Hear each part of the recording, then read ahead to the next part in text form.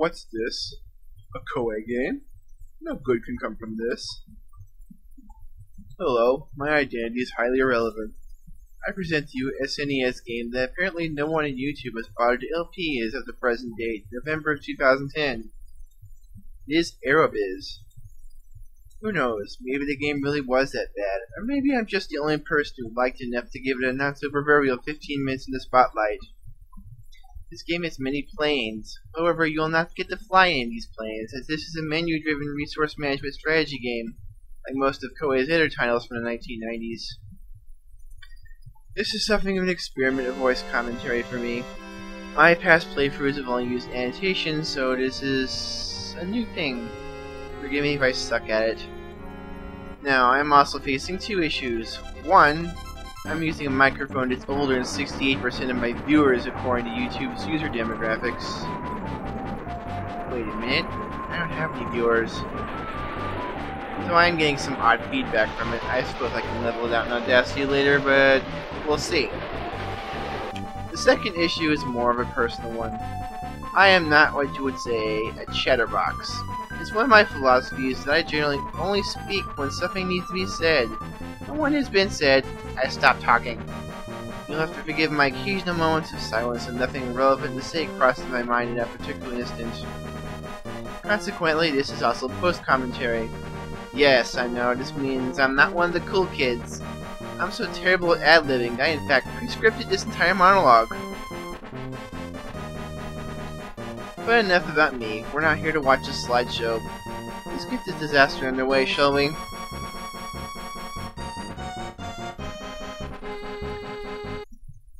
There are two scenarios in the game. I intend to do the first one first, and I'll come back and play for the second one, because they play very differently.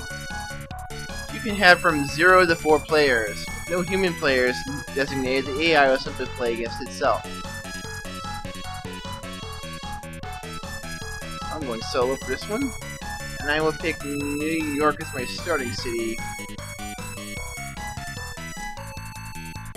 These names, well, I can't think of anything better. And you have the difficulty level. This determines how much you start with, what you need to achieve to win, and how aggressively the AI will compete with you. I'm going with normal here. The turn order is randomized every single turn. Sometimes you go first, sometimes you go last. And it looks like we are going to come up second. That's nice.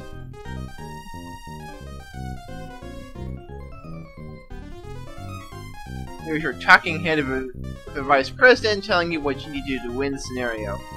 You call 22 cities, carry 3.5 million passengers for a given year, and turn a profit.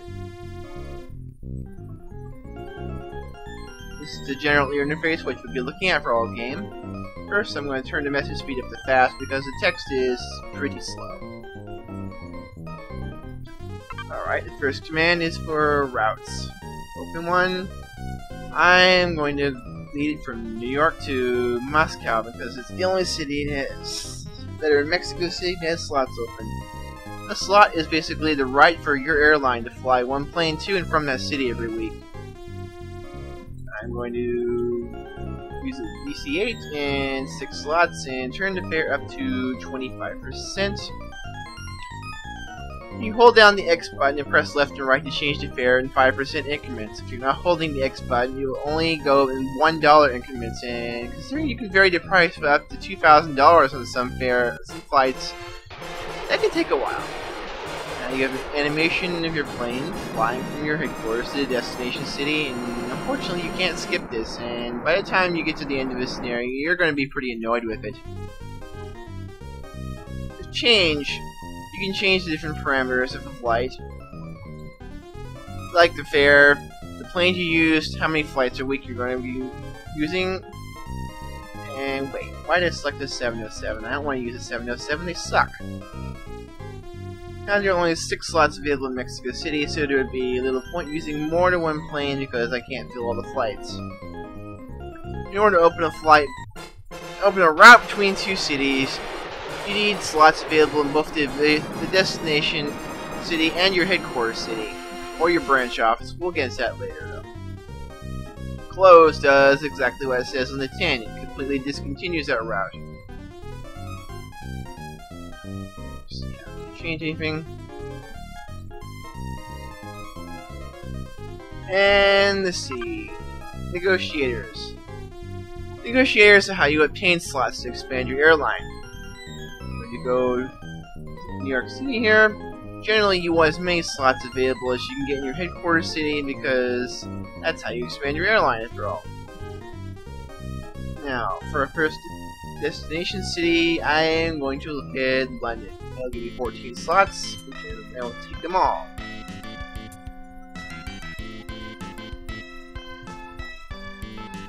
Nine months, that's terrible.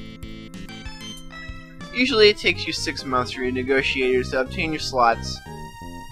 Sometimes, if there is a heavy load on that particular city, it might take you 9, and if your countries are not in having a very good diplomatic relations, it might take you up to 12 months. That's pretty bad. You can send 2 negotiators to the same city to speed it up by 3 months, but it doesn't always work. If it won't, they'll tell you. Now the airlines. At this point in the game, there are only 3 manufacturers: Boeing, McDonnell Douglas, and Markov. The parameters for different kinds of planes you have up here at the top. You can see the 707 has a worse fuel economy, a smaller number of passengers, and a shorter range. Quite frankly, the DC-8 is just plain a superior plane for the most of Scenario 1, so I am going to get rid of the 707s. Goodbye. I'm going to order some more DC-8s. Later on, there will be better planes toward the end of this scenario, but they won't come along for several years. Note that I said better planes, because there will be some better planes that are introduced in the interim who are quite frankly even worse. As you can see, we cannot buy planes from Markov because they are a Russian manufacturer, and at this point in history, we have the whole Cold War business going on. Here's the budget, which for the most part you don't really need to bother with. But I'm going to increase the repair and service budgets to the maximum. Because after all, you need to pay to keep your airline running. Okay, this is advertising.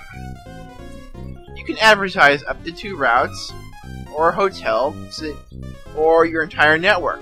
However, to advertise a hotel, you first need to build a hotel. Here I'm going to advertise the 2 routes I have open. In order to run a network promotion, which promotes the convenience of your entire airline, you need to have 16 cities connected first, so that doesn't come until later on in the game. Here you can build branch offices, which are basically like secondary headquarters you can open flights from. Now I'm going to build a hotel in New York, hopefully so later on I can use a hotel promotion with it. The hotel promotion works. Basically, every city connecting to the city you built in your hotel on gets a promotion on any route connecting to it. These are charter companies. Basically, these are small independent airlines where you can buy stock in, and the stock price varies throughout the game. If you're lucky, you might make a profit. Also, they have 100,000 shares. If you buy 51%, you can actually completely buy the company out and take over its assets. Here, this is the board meeting, where your talking head advisors will give you usually okay advice on how to run your airline, giving suggestions on routes.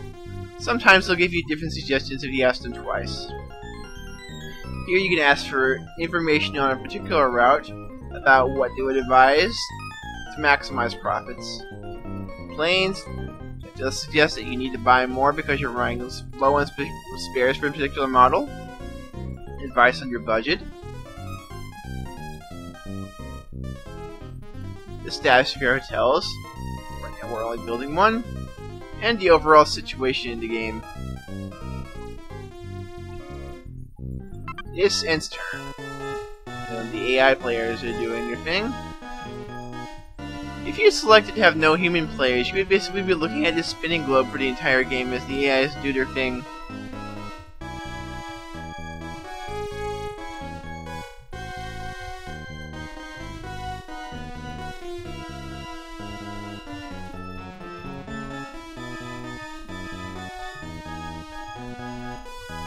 Every turn is 1/4 of the year, so 3 months advancing in between. Here's the quarterly report. You have several overlays displaying the total amount of ticket sales that your airline has taken in, the expenses for that quarter, the profit margin, and the number of passengers that have flown on all your routes. Once again, the turn order is random for each turn, so you never know when you're going to come up. There is some advantage to going last. Let's see, once again, we're second. And we're on top of everything. That's nice. You'll be hearing this a lot. This game does love its fanfares.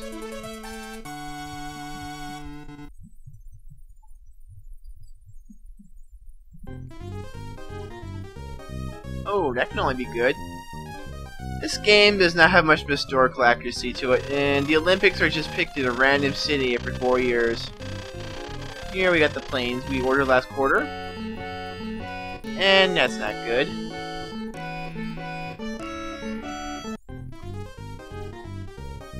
Okay, turn 2.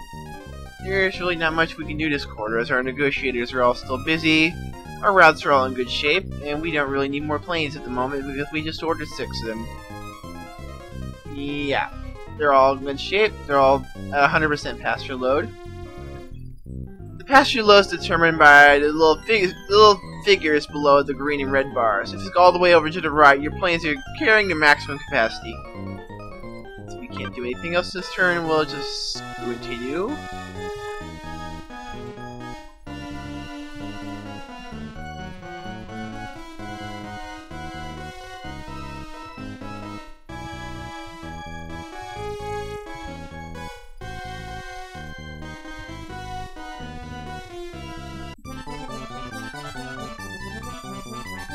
Let's see, it's about the same as last, and these other airlines run by the AIs are just kind of sucking right now.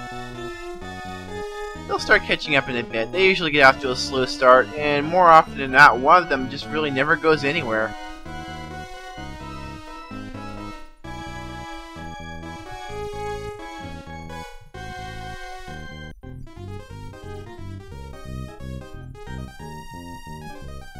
We're still on top.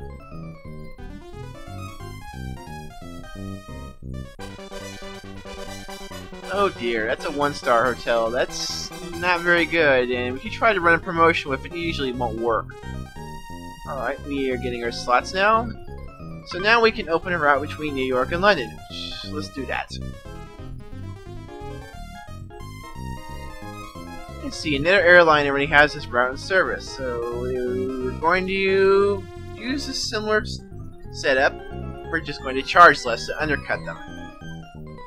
DC-8 with 6 flights a week, and 5% less than the standard fare.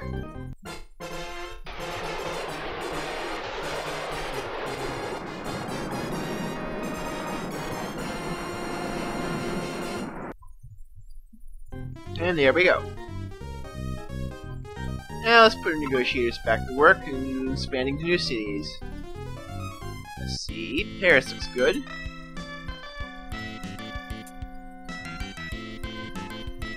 Let's see, this 6 months. Alright, that's good.